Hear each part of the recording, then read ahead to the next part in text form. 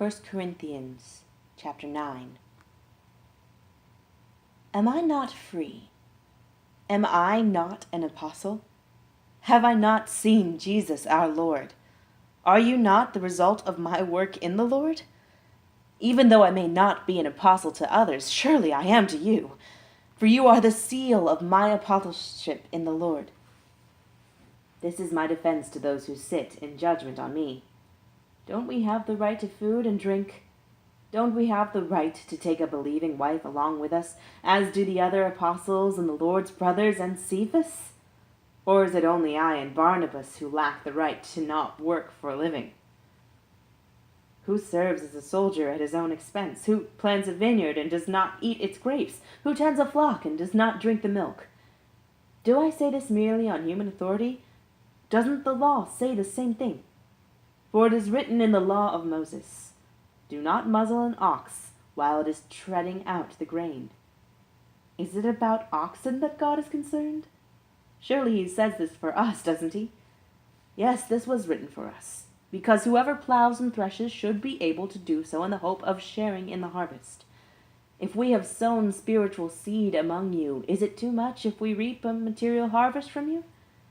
If others have this right of support from you, shouldn't we have it all the more?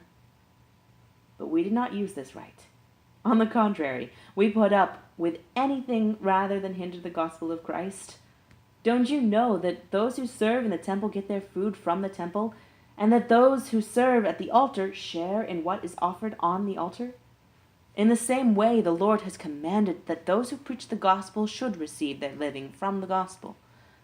But I have not used any of these rights, and I am not writing this in the hope that you will do such things for me, for I would rather die than allow anyone to deprive me of this boast. For when I preach the gospel, I cannot boast, since I am compelled to preach.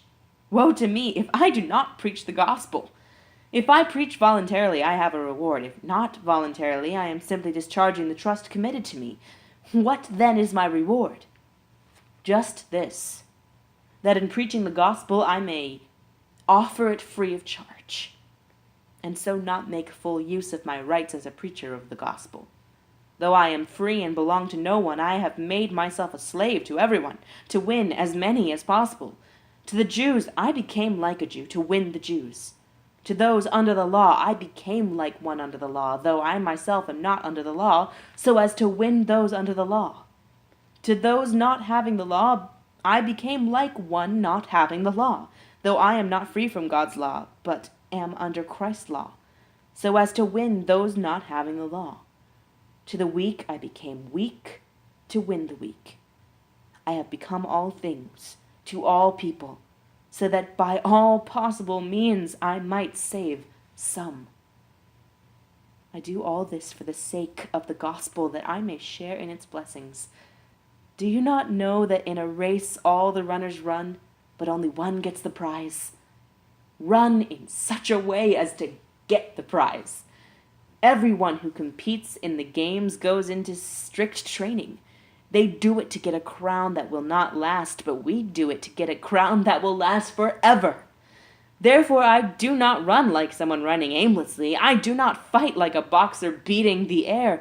No, I strike a blow to my body and make it my slave, so that after I have preached to others, I myself will not be disqualified for the prize.